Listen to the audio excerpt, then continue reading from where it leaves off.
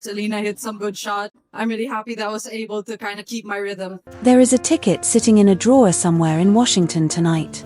It is a small piece of paper or a QR code on a phone, and it was purchased weeks ago back when the story of the 2026 Mubadala City DC Open was supposed to belong to somebody else. It was priced against a plan. That plan involved Elina Svitolina, world number 10, top seed contender. She beats Svitolina for the second time in as many months. On the women's side. It involved four-time Grand Slam champion Naomi Osaka. I mean, I've never played Alex before. She's had an incredible year so far. And Leylah Fernandez, the defending champion whose face was on the returning champion promotional material. What that ticket did not involve when it was printed and priced and sold was Alex Eala. She is 21 years old, ranked 28th in the world, and unseeded in this draw. And yet, in the 17,500 square feet of asphalt and paint that make up the main stadium court at Rock Creek Park, in a building that seats 7,500 people, that ticket is now the hottest piece of paper in Washington sports this weekend. Because the plan changed. It changed on Friday afternoon, 6 to 3, 6 to 4, in 1 hour and 28 minutes. To understand what actually happened here, you have to pull back the curtain on how a tennis tournament is built. The DC Open is the fifth largest professional tennis event in the United States.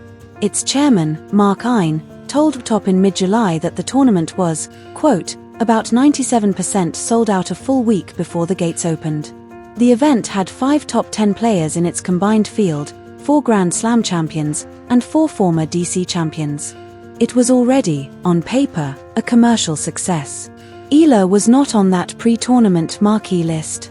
She arrived in Washington as an unseeded player on the women's side with a career-high ranking she had earned just 18 days earlier and the same Berlin-hardened backhand she had used to knock Svitolina out of a quarterfinal 5 weeks ago in Germany. Same score, incidentally, 6 to 3, 6 to 4. Remember that. Here is the tension, and I want to frame it fairly because there is no villain in this story. The DC Open did its job. Ein and his team pre-sold their tournament to near capacity on the strength of a legitimate marquee field. Ushers were briefed. Broadcast rundowns were built around expected quarterfinals and expected semifinals. Sponsors were told which players would be on which show court. The National Park Service is in the middle of a proposal process to renovate Rock Creek, and every commercial signal the tournament could send about its own health matters right now. So when I say the story of this tournament escaped its planners, I do not mean anyone at the DC Open failed. I mean the opposite. They built a bottle strong enough to hold whatever came out of the draw, and what came out of the draw was a Filipino wildcard adjacent story that no ticketing model in North America was really designed to price. That gap between the plan and the reality is the thing you are watching this week. Not a villain. A market catching up to a player. The WTA did not issue any official statement of shock about the situation. It did not need to. The ticket resale pages, the tournament's own Instagram graphics announcing tickets sold out for the 2026 event, and Philippine sports outlet One Sports PHL all reporting on August 1st that standard and premier seats for the semifinals and finals were already gone spoke without needing a press release. This is what a tour looks like when it wakes up to a semifinal it did not draw up. Now the evidence, because a headline about a sold-out semifinal only earns its weight if you walk through how a player unranked on the tournament's promotional posters actually got there. There are 6 moments that matter, and they cluster into 3 groups. The first cluster is the plan itself. Before Leylah hit a single ball in Washington, WTOP's July reporting had already established the ceiling of the event's ambition. 97% sold, Svitolina and Osaka as the women's headliners, and defending champion Fernandez as returning royalty. Eala was technically on the undercard of that story. She was not the reason the arena filled. That distinction matters because it isolates what she did next. The second cluster is the disruption. Round 1, July 27th, against Qin Wenzheng. Eala dropped the first set 4-6 and, according to Washington Times coverage from that night, fell into deep trouble in the second before rallying to win 4-6, 6-4, 6-1. The same Washington Times piece described the atmosphere around her as the DC Open's most boisterous crowd so far. That is not fan sentiment. That is a print reporter's description filed the night of the match, and it is the first documented signal that something at Rock Creek was shifting. Round 2, Leylah Fernandez, the defending champion, the woman whose likeness was on returning champion marketing across the tournament grounds. Eala won. One marquee name off the board. Quarterfinal, and this is where the pattern becomes a signature. Svitolina, world number 10 and the number 2 seed at this event. Eala won 6-3, 6-4 in a match ESPN broke down as a return game masterpiece. She won 24 return points to Svitolina's 13, broke serve 4 times in the first set alone, and sealed the match with another break in the 10th game of the second set. It was Eala's 6th top 10 win of 2026, her 3rd WTA Tour semifinal of the season, and, crucially, the 2nd time in 5 weeks she had beaten Svitolina by that identical scoreline. Berlin quarterfinal, 6-3, 6-4. Washington quarterfinal, 6-3, 6-4. Different surface. Different city. Same fingerprint. That is not a hot streak. That is a matchup a Filipino left-hander now has a tactical read on. Take a breath here, because the next part is the piece almost nobody stops to notice. Between the moment Eala walked off Stadium Court on Friday afternoon and the moment her semi-final opponent was confirmed on Friday evening, something quiet and enormous happened in the tournament's ticketing operation. Whatever inventory was still floating around, and there was inventory because 97% sold is not 100% sold, tightened. Standard and Premier seats for the semi-final and the final, according to One Sports PHL's August 1st reporting and the tournament's own communications, were gone. That is what a ticket cascade looks like in real time. There is a spreadsheet updating faster than anyone can announce it. That brings us to the third cluster, the room. The semi-final slate now reads, according to the WTA order of play, Jessica Pegula against Anna Kalinske on one side, Naomi Osaka against Alexandra Eala on the other. 3 of those 4 names have been a world number 1, a Grand Slam champion, or both. Eala is ranked 28th in the world, unseeded, and yet she has earned the 4th chair at that table. Her career record against top 10 opponents now stands at 8 wins and 4 losses despite still being in the early stages of her tour career. Her 2026 top 10 victories, verified through WTA records and match logs, include Jasmine Paolini in Dubai, Coco Gauff at Indian Wells, Elena Rybakina in Berlin, Alina Svitolina in Berlin, Iga Swiatek at Wimbledon in the round of 32, and now Svitolina again in Washington. 6 top 10 wins. 3 semifinals. 1 remarkable season. That is what this final cluster of evidence is really showing.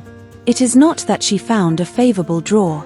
It is that the ceiling of her potential keeps moving higher. The authority voice here is the one you already heard earlier, and it deserves to be used carefully because he never predicted this outcome. Mark Ine, chairman of the DC Open since 2019, told Top before the tournament, "It's going to be another amazing summer of tennis in DC. We know how much people in DC love this event, and it's going to be another great one." He was talking about his top 10 stars, Grand Slam champions, and defending champions. He was not talking about Alexandra Eala. He did not need to. What is remarkable is that the tournament reached the ceiling it expected and then surpassed it because of a player who was never part of the original marketing plan. The event sold out its vision, and then it sold out around someone that vision did not include. The second strongest authority on this situation is not a commentator. It is Alina Svitolina herself. Speaking to the WTA before the Washington quarterfinal, 5 weeks after losing to Eala in Berlin, Svitolina admitted, "It was not an easy battle for me. Tomorrow is a new surface, new country, a new city." That is the world number 10 publicly acknowledging how difficult this matchup had become against a player ranked 18 places below her. When your opponent tells everyone beforehand that the matchup is difficult, it probably is. Svitolina stepped onto the court fully aware of what could happen. It happened anyway. Now the stakes extend well beyond Washington. If Eala defeats Naomi Osaka on Saturday night, Sunday's final becomes either Eala versus Jessica Pegula or Eala versus Anna Kalinske. A WTA 500 final on hard courts just 3 weeks before the US Open, played on the same surface. That is not speculation. That is simply Saturday's reality. Even if Osaka wins, Eala will still have reached the first WTA 500 semifinal of her career. Osaka, a former world number 1 and multiple Grand Slam champion, earned her place after defeating Elisabetta Cocchiaretto 4-6, 6-4, 6-3 in Friday's quarterfinal. After Washington, the schedule moves to Montreal for the National Bank Open, then Cincinnati, and finally Flushing Meadows for the US Open. Eala arrives at each tournament ranked at or near her career-high world ranking of number 28 with a realistic opportunity to earn her first Grand Slam seeding. There is also a business story behind everything that happened this week. A WTA 500 tournament on the east coast of the United States experienced a measurable increase in ticket demand because of a player representing a country that currently has no ATP or WTA Tour event. The Philippines does not host a tour-level tournament. Instead, tennis reaches Filipino fans through its players, its worldwide diaspora, and unforgettable moments like Friday afternoon at Rock Creek Park. What happened at the DC Open box office may become one of the strongest indicators yet of how significant that fan base can be when given the chance to rally behind one of its own. It is a business story. It is also a story about growing the sport. Both are true, and neither requires exaggeration. There is one more part of this story that deserves to be remembered because none of this happened easily. Just 3 weeks ago, Eala reached the round of 16 at Wimbledon before losing to Jasmine Paolini 6-4, 4-6, 6-3. It was still the deepest Grand Slam run of her career, but it ended in disappointment. She traveled from London to Washington with only a few weeks to respond. That response almost never happened. In her opening match against Qinwen Zheng, she lost the first set and found herself in serious trouble during the second.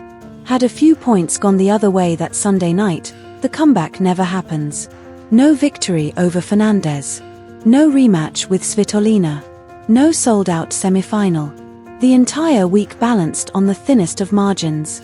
After completing that comeback, Eala spoke with Tennis Channel courtside about finding comfort in a crowd that felt like home. That support carried into every match that followed. Sometimes an entire tournament changes because of just a handful of points. So here is where the story ends, for now. There is a ticket sitting in a drawer somewhere in Washington tonight, or a QR code waiting on someone's phone. It was purchased for one story, but it was redeemed for another. There is a 7,500-seat stadium whose standard and premier sections sold out for a semi-final the tournament's original marketing campaign never anticipated. There is a draw sheet listing 4 names for Saturday night: Jessica Pegula, Anna Kalinske, Naomi Osaka, and Alexandra Eala. 3 of those names belong to former world number 1s or Grand Slam champions. The 4th belongs to a 21-year-old ranked number 28 in the world, playing the first WTA 500 semi-final of her career. She did not receive that seat because of marketing. She earned it. Whatever happens against Naomi Osaka, the room she now occupies is one she fought to enter. That is not a promotion. That is a fact printed on the tournament draw. Markine promised Washington would enjoy an amazing summer of tennis. He was absolutely right. The biggest surprise was that the story arrived from a direction almost nobody predicted. If you enjoy long-form tennis stories built on verified reporting, historical context, and the moments shaping the future of the sport, stay with this channel through the weekend. Saturday's semi-final against Naomi Osaka is the next chapter.